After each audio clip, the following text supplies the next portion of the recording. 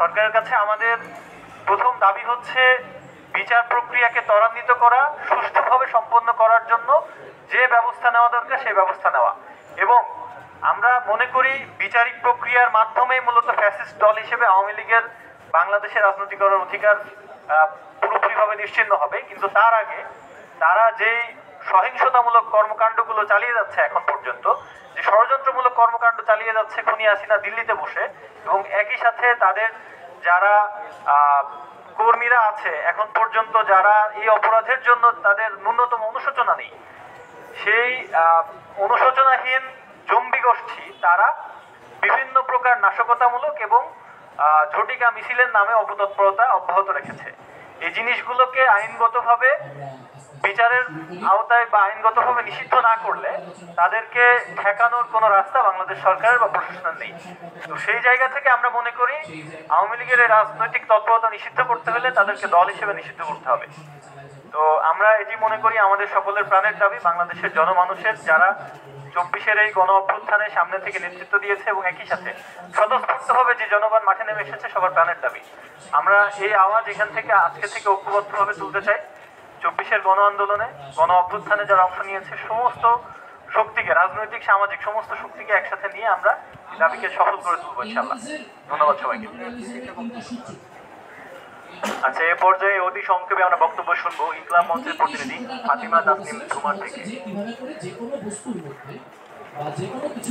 আজকের যদি একেবারে একদম আপডেট নিউজ দিয়ে আমি শুরু করতে চাই। আজকে আমরা দেখতে পেয়েছি আওয়ামী লীগের একজন যে বিএনপির নেতাকর্মীদের ঘুমানোর দায়ে জেলে গিয়েছিল, সে জামিন হওয়া মাত্র বের হয়ে আরো একবার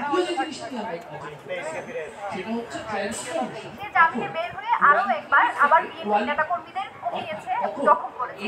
এটা হচ্ছে বাংলাদেশের, আমরা যতই বলি এই সরকার আমাদের এখন বাংলাদেশ আমরা নতুন স্বাধীনতা ভোগ করছি, যতক্ষণ পর্যন্ত না আওয়ামী লীগ নিষিদ্ধ হচ্ছে এবং তাদের যে অপতৎপরতাগুলো, তাদের যে জঙ্গি কার্যক্রমগুলো তারা চালিয়ে যাচ্ছে, এবং যতক্ষণ না আমরা আওয়ামী লীগ নিষিদ্ধ করতে পারবো ততক্ষণ আমরা বন্ধ করতে পারবো না।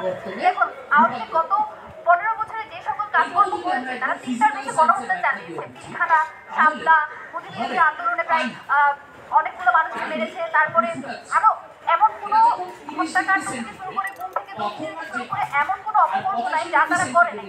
এর প্রত্যেকটার জন্য ইন্ডিভিজুয়ালি আওয়ামী লীগ নিষিদ্ধ হওয়ার দাবি রাখে। সেই জায়গা থেকে আমরা জুলাইয়ের পরবর্তী যখন আমাদের কথা ছিল যে আওয়ামী লীগের বিচারটা সবার আগে নিশ্চিত হবে, আমাদের সবার আগে আমরা দেখতে পাবো বিচারিক কার্যক্রম শুরু হয়েছে, সেখানে আমরা কোনো বিচারিক কার্যক্রম তো দূরে থাক, আমরা এই ব্যাপারে কোনো আপডেট, কোনো ইনফরমেশন কিছুই পাই না। সেই জায়গা থেকে আমরা ইনকিলাব মঞ্চ, আপ বাংলাদেশ এবং জুলাই পরবর্তী যে সকল অন্যান্য সংগঠন হয়েছে তারা প্রত্যেকে ইন্ডিভিজুয়ালি আমরা আওয়ামী লীগের নিষিদ্ধ দাবি চেয়েছি, তাদের বিচার চেয়েছি। সেই জায়গা থেকে ইন্ডিভিজুয়ালি না থেকে আমরা মনে করি জুলাইয়ের মতো আমাদের আরো একটা ঐক্য প্রয়োজন, যে ঐক্যের মাধ্যমে আমরা আমাদের যে শহীদ ভাইদের প্রতি যে প্রতিশ্রুতির কারণে আমরা এখনো ঘরে ফিরে যাইনি, আমরা এখনো আমাদের বিপ্লবকে সমুন্নত রাখার জন্য, আমাদের অভ্যুত্থানকে ফিরিয়ে রাখার জন্য শহীদ ভাইদের প্রতি প্রতিজ্ঞা থেকে এখনো পানি দিয়েছি। সেই প্রতিজ্ঞা থেকে আমরা সবগুলো অর্গানাইজেশন, সবগুলো জোর দিতে এখন আমরা জোর দিতে যে আমরা আরো একবার ঐক্যবদ্ধ হয়ে আওয়ামী লীগ নিষিদ্ধ করবো। এই বাংলার মাটিতে আমরা আর কখনো ফেসিবাদ কায়েম হতে দিব না। 5 আগস্ট পরবর্তীতে আমরা দেখেছি যে জুলাই অভ্যুত্থানের বেশ কিছু প্ল্যাটফর্ম আমরা গড়ে তুলেছি এবং আমাদের প্রত্যেকের একটা নির্দিষ্ট কর্মসূচি আছে, প্রত্যেকের নির্দিষ্ট এজেন্ডা আছে। তো সেই জায়গায় আওয়ামী লীগ বা ফ্যাসিবাদকে নির্মূল করা এটা আমাদের কমন এজেন্ডা। আমরা দেখেছি আমরা প্রত্যেকটা সংগঠনই বিভিন্নভাবে একই দাবিতে বিভিন্ন সময় কর্মসূচি পালন করেছি, যেটা আপনারা দেখেছি।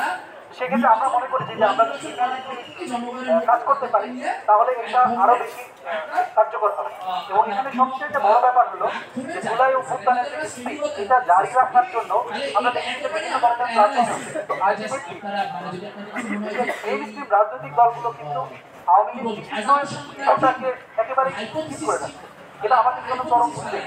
আমরা দেখছি যে আওয়ামী লীগের নেতারা যারা অপরাধের সাথে সম্পৃক্ত ছিলেন তারা জেলে গিয়েছেন, জেলে যাওয়ার পরে কয়েকদিন পর ছাড়া পেয়ে আবার তারা তাদের কার্যক্রম চালিয়ে যাচ্ছে। এগুলো নিয়ে আমরা উদ্বিগ্ন। আমরা আরো এই যে যারা জুলাই বিপ্লবী ছিল, যারা কাজ করেছে, এই আন্দোলনকে গণ অভ্যুত্থানকে সংগঠিত করেছে, তাদের জীবনের নিরাপত্তা নিয়ে আমরা দেখেছি যে তাদেরকে বিভিন্ন ধরনের ন্যারেটিভ এবং প্রোপাগান্ডা দিয়ে তাদেরকে সাহায্য করা হচ্ছে। আমরা আতঙ্কিত এবং আমরা উদ্বিগ্ন যে এই যে কখনো যদি এমন সিচুয়েশন আসে যে তাদেরকে আবার বিভিন্ন প্রেস দিয়ে বিভিন্ন ধরনের অপবাদ দিয়ে তাদেরকে আবার সাব্যস্ত করা হবে। এই জন্য কিন্তু আমরা চাই যে সাংবাদিকভাবে যারা বিপ্লবী ছিল তাদের একটা সাংবিধানিক নিরাপত্তার একটা প্রয়োজন। সবকিছু মিলে আমরা মনে করছি যে আওয়ামী সরকার আমরা নিশ্চিত আমাদের প্রাণের দাবি এবং আমরা সম্মিলিতভাবে সেটা করতে চাই এবং আমরা মনে করছি যে আমরা এখন আমাদের সাথে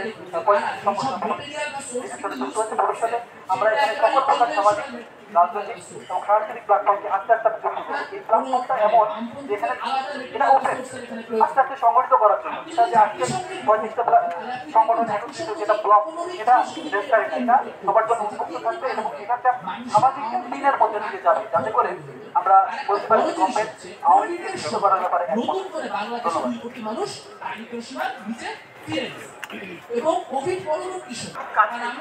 আমরা জানি যে 2012 সালে বিশ্বজিৎ নামে একটা ছেলেকে তারা কুপিয়ে হত্যা করেছে। সেই রাজনৈতিক দল যারা মানুষের লাশের উপর নৃত্য করছে ওই দল কোনো সাধারণ দল না, তারা বাংলাদেশের ফ্যাসিজমকে এবং একটা কমন জিনিস ছিল তাদের মধ্যে, সেটা হচ্ছে আওয়ামী লীগ জুলাই আগস্টে কোনো ভুল করে নাই। তারা কিন্তু রাজনৈতিক স্বার্থবাদী না, এরপরেও তারা চেষ্টা করতেছে আওয়ামী লীগকে ডিফেন্ড করার।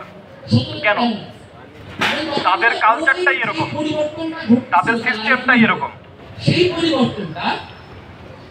আবরারকে যখন হত্যা করা হয়েছিল,